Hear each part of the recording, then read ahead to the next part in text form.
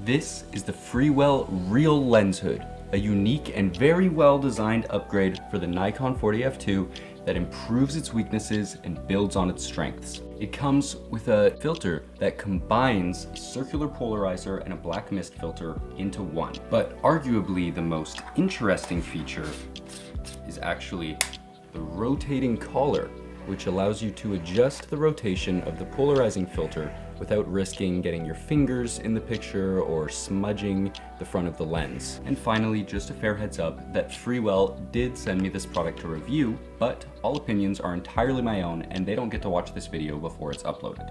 First, the pros and cons.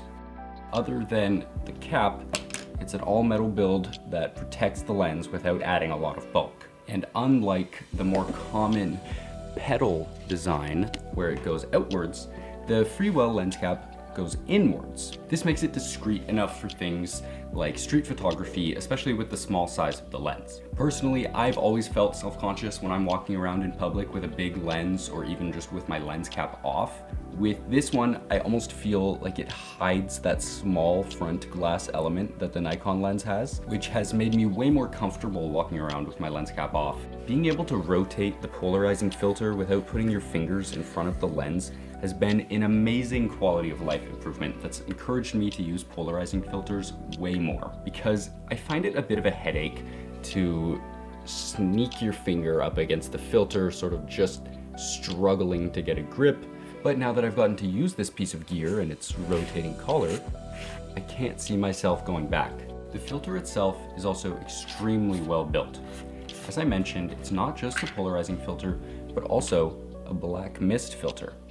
This means it will help you control reflections and give a soft glow to the highlights. Combining types of filters into one is a fantastic idea because it's optically sharper than stacking filters on top of one another. It also prevents issues that could arise from stacking filters like that, such as ghosting, trapped dust, autofocus failure, things like that. On the other hand, the 2-in-1 filter could be an annoyance for people who don't like the softness that comes from black mist filters. Fortunately, the lens hood is compatible with any 52mm filter, so you have the option to swap it out for a normal polarizing filter if that's your jam.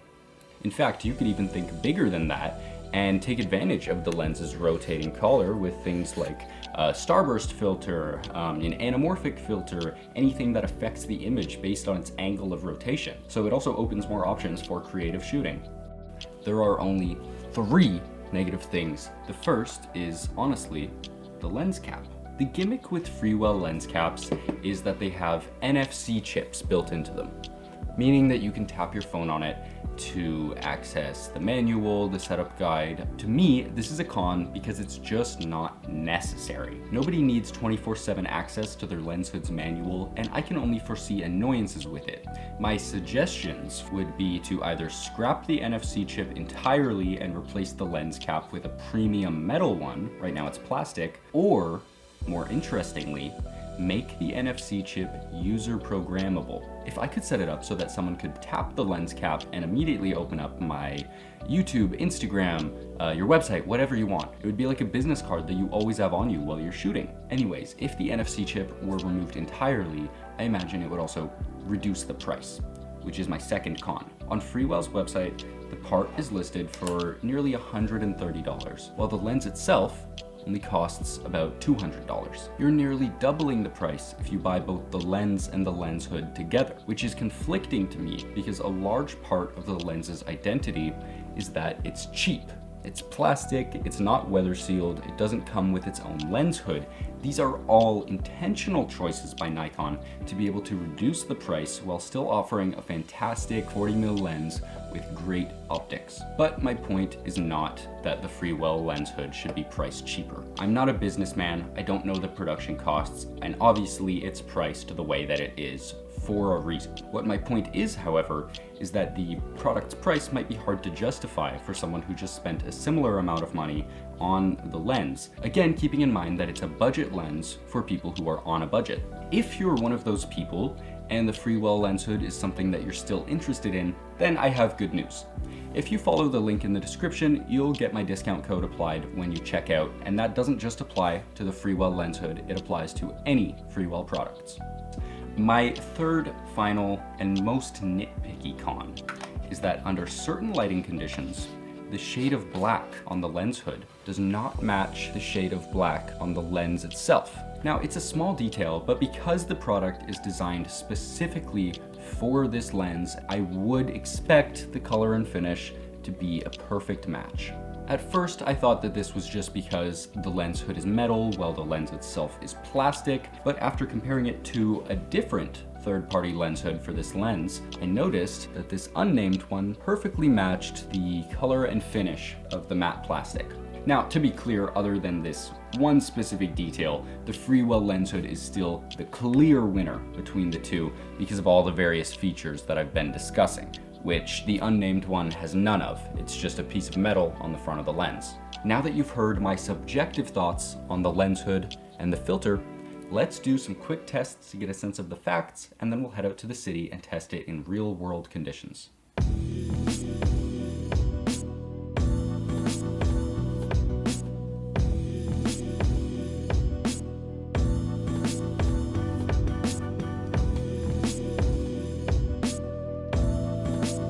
Can the lens hood be put on other 52mm thread lenses? Yes and no. On some, it will work just fine, it'll thread on some it might block the focus wheel, on some it might not be compatible at all. How much light is lost from the polarizing filter?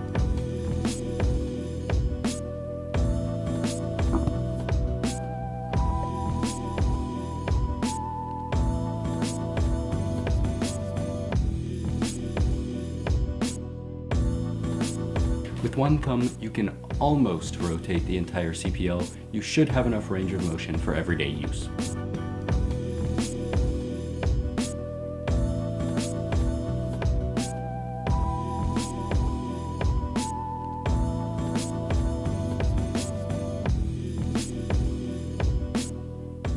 So shockingly, the Freewell filter actually has significantly better ghosting resistance than the Nikon and Tiffin filter that I tried. That's interesting. Okay, so we're out here in the field. It's Montreal. It's been a very cold past few days. It's been snowy. I'm here with my friend Jana, who's recording me. And we're, of course, testing out the Freewell lens hood. We're gonna see how well the polarizing filter can cut out reflections in a real world scenario. Oh, I did not see that shit. I'm coming, bro. All right. Bro, you know why you can't see it? Why, bro? Because you don't have a Freewell circular polarizing filter on the front of your camera. So this is what it's going to look like before, turning the polarizing filter. And as you can see, as we rotate it, it will fully start to reveal the inside of this restaurant. I really like the black mist filter. I've shot pretty much all of my work, all of my short films with a black mist filter. The only thing is that this one has a quarter intensity black mist, whereas I prefer 1/8, which is half the strength. So this is a very strong effect. We do have some like street lights in the background giving us a bit of bokeh. It looks pretty cool. I'm excited for when it starts to get a little bit darker and we'll start getting some more contrast. I think the sun is gonna set here shortly.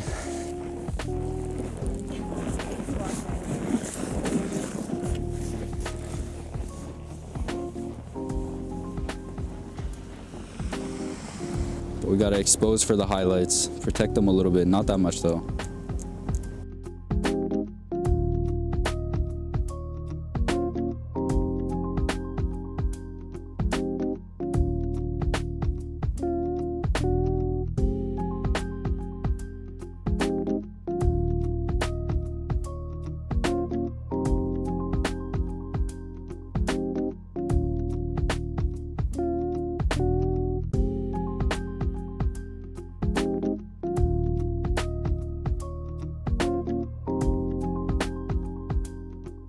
Here we have an example of the black mist filter in effect. You can see right there. It's sort of blooming off into the tree a bit, especially if we like poke over the top here. You can see it kind of starts to flare through the camera, like it looks like almost the sun rising.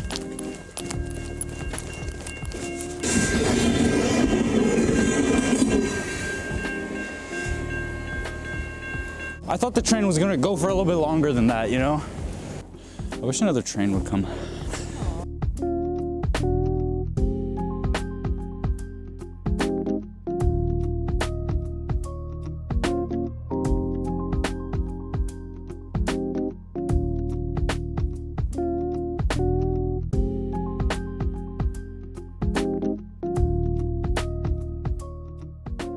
I would love to like walk out there and get cool stuff down there, but it's not really a good idea because if a train comes. Hurry, hurry. Okay, I need you here and I'm gonna be recording you. Okay, let's do it.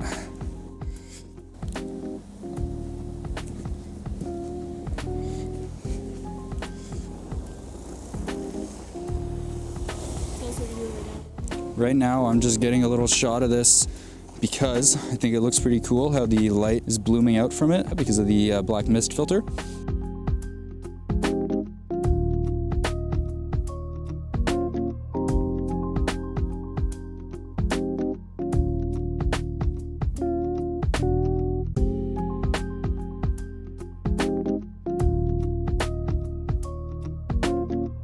Why are you recording me?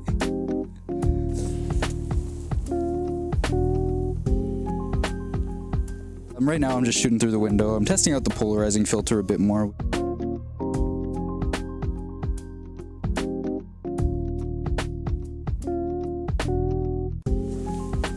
Whoa, come check this out.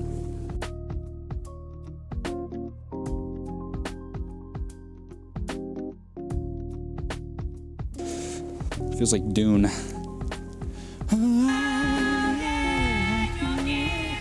Oh, there's more like plants here.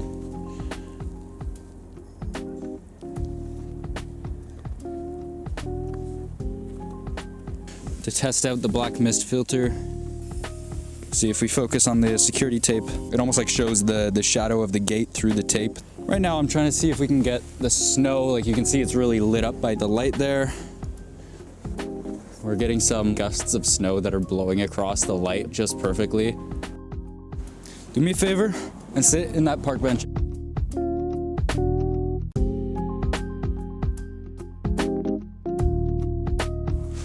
are you? Bro, stop. Oh, there's a U-Haul coming through.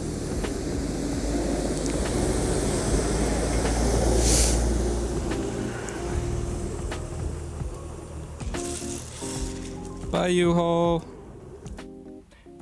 To conclude, the Freewell Real Lens Hood is a well-constructed accessory for the Nikon Z40 f2 lens. Because of its unique features, like the rotating collar and the 2-in-1 filter, it's a fun product that sets itself apart from other lens hoods. I mean, I can't even imagine trying to make a review on one of these plastic lens hoods. There's nothing to them. That by itself already makes me really interested in what Freewell has to offer to the camera accessory market, and I'm really looking forward to seeing what they do next. I also found that the lens hood really felt like a natural extension of the lens by complementing its quirks. For example, the bloomed highlights fit perfectly with the vintage looking optics. The lens doesn't come with a lens hood, and no such first-party lens hood even exists. And the tight shape of the lens hood helps to prevent glaring that the lens can sometimes be prone to. So that's it from me. As always, a big thank you to Freewell for sending me this piece of gear to test out. I was really impressed with both the performance of it and the philosophy behind it, and I hope that it's not the last time that I collaborate with them. If you enjoyed the video, a like or a comment goes a long way to support my channel as it continues to grow slowly but surely. Have a nice day, and I'll see you next time.